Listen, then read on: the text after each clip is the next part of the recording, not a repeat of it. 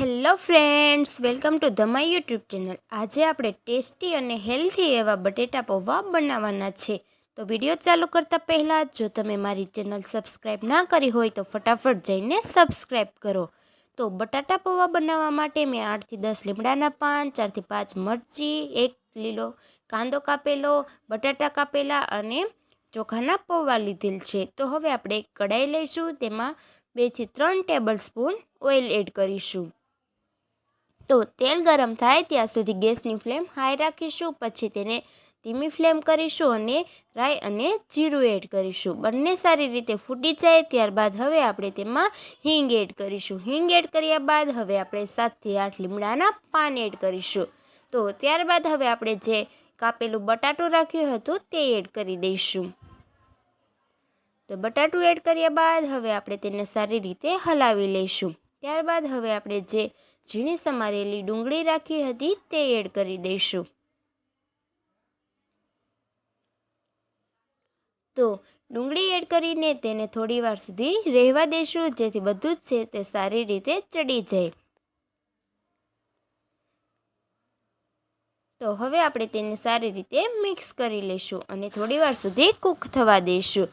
ધીમી ફ્લેમ પર જ આપણે તેને રાખવાનું છે। તો હવે આપણે તેલ બધું ઉપર ના આવે ત્યાં સુધી તેને કૂક થવા દેવાનું છે। તો હવે આપણે તેમાં મસાલા એડ કરીશું। તો તેમાં આપણે 1 ચમચી હળદર એડ કરીશું।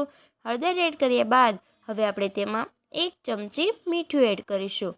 મીઠું તમે તમારા ટેસ્ટ પ્રમાણે એડ કરી શકો છો। તો મીઠું એડ કર્યા બાદ હવે આપણે તેમાં એડ કરવાનું છે 1 ચમચી ધાણા જીરું પાવડર। તો હવે બધા જ મસાલા એડ કર્યા બાદ હવે તેને સારી રીતે હલાવી લઈશું। તો આપણું બટેટું ધીમે ધીમે ચડવા માંડ્યું છે। તો હજી તેને આપણે થોડી વાર સુધી કૂક થવા દઈશું અને તેમાં આપણે આદુ મરચીની પેસ્ટ એડ કરીશું। મેં અહીં આદુ મરચી એડ કરેલ છે, લાલ મરચું એડ કર્યું નથી કેમ કે તેનો ટેસ્ટ વધારે સારો આવે છે। તો હવે આપણે તેને ડીશ ઢાંકીને થોડીવાર કૂક થવા દઈશું। તો તમે જોઈ શકો છો એકદમ સારી રીતે બટેટું ચડી ગયું છે। તો હવે આપણે જે પૌવા પલાળીને રાખ્યા હતા તે એડ કરીશું અને લીલા ધાણા એડ કરી દઈશું।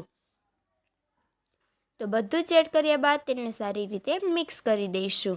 તો ફ્રેન્ડ્સ, નાના મોટા બધાને ભાવે તેવા હેલ્ધી અને ટેસ્ટી બટેટા પૌવા બનીને રેડી થવાના છે। તો તમે જોઈ શકો છો એકદમ ટેસ્ટથી ભરપૂર એવા પૌવા બનીને રેડી થયા છે। તો હવે આપણે તેને ગેસ પરથી નીચે લઈ લઈશું અને ખાંડ ઓપ્શનલ છે, જો તમારે નાખવી હોય તો તમે નાખી શકો છો।